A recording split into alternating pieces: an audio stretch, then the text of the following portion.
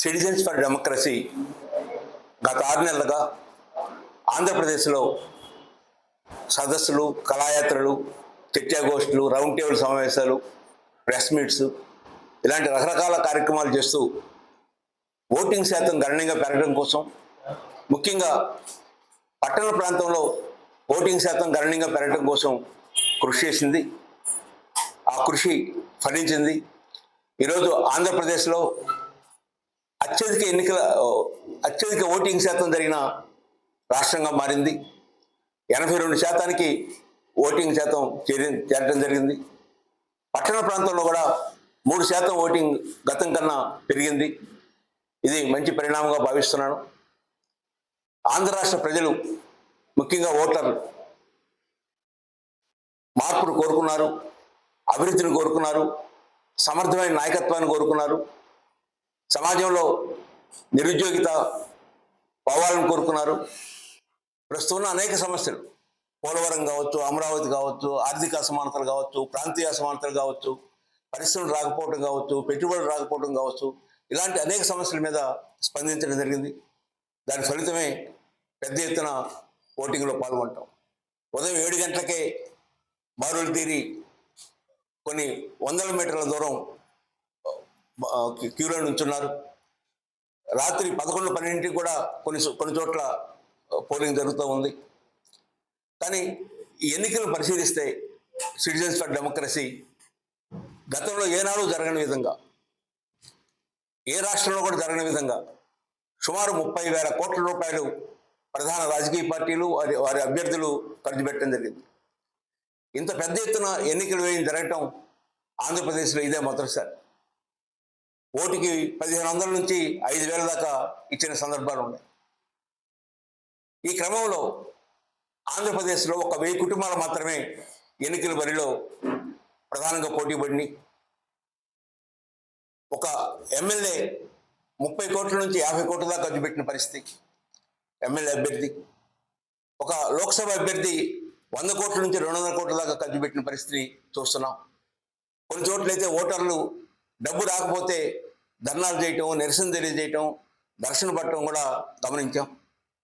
అంటే ప్రజల్లో డబ్బు తీసుకోవడం తప్పనే భావజాలం కన్నా డబ్బు తీసుకుంటే తప్పేమీ లేదు, అందరూ ఇస్తున్నారు కదా అనే భావనని రాజకీయ పార్టీలు కొన్ని దశాబ్దాల కాలంగా తీసుకురావడం జరిగింది.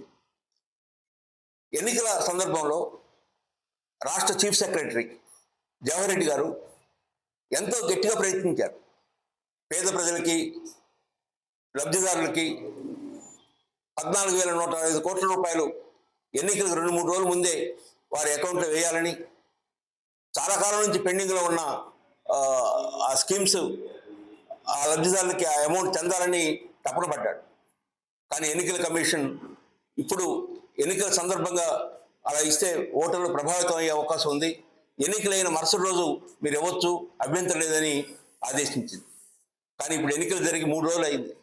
ఇప్పటి వరకు ఆ 14,105 కోట్ల రూపాయలు లబ్ధిదారులకు ఇవ్వాలనే ప్రయత్నం కానీ, ఆ ఆలోచన కానీ, ఆ రకంగా ఫైలు మూవ్ కావటం కానీ జరగలేదు.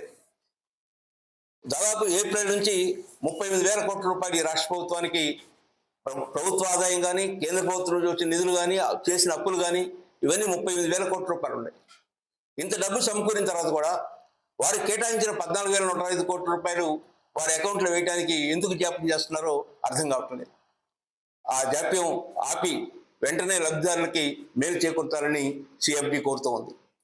సిఎఫ్డి భవిష్యత్తులో ఆంధ్రప్రదేశ్లో అన్ని పౌర సంస్థల్ని, అన్ని ప్రజా సంఘాలని, నిస్వార్థంగా పనిచేసే అనేక మంది మేధావుల్ని అందరినీ కలుపుకొని ఒక ఐక్యంగా ఒక బలమైన పౌర వేదికని నిర్మించడానికి కృషి చేస్తాం. ఈ బలమైన పౌర వేదిక, పౌర సమాజం ఆంధ్రప్రదేశ్లో భవిష్యత్తులో రాజకీయ అవినీతికి ఆస్కారం లేకుండా చేయాలని మా ప్రయత్నం. ఇప్పుడు ఎన్నికల్లో 100,000 కోట్ల రూపాయలు ఖర్చు పెట్టి గెలిచిన వాళ్ళు గెలిచిన మరుసటి రోజే రాజకీయ అవినీతికి ఆలోచిస్తారు. సహజ వనరులను దోపిడీ చేసుకోవటం, మట్టి, మైనింగు, ఇసుక, మద్యం ఇలాంటి అనేక రకాలుగా దోపిడీ చేయడానికి ప్రయత్నం చేస్తారు. ఆ దోపిడీని ఆపితేనే భవిష్యత్తులో ఎన్నికలు వేయం తగ్గే అవకాశం ఉంది. ఏ రాజకీయ నేతకైనా, ఏ అభ్యర్థికైనా, ఎమ్మెల్యేకైనా, ఎంపీకైనా ఈ సమాజంలో అదనంగా డబ్బు సంపాదించుకునే అవకాశం ఉండదు. ప్రజలు ఊరుకోరు, ప్రజలు సహించరు.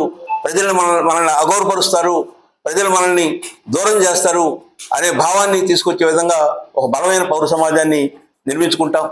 అలా నిర్మించుకోవడం ద్వారానే భవిష్యత్తులో అభ్యర్థులు ఎన్నికల్లో డబ్బు ఖర్చు పెట్టడానికి సిద్ధం కారు.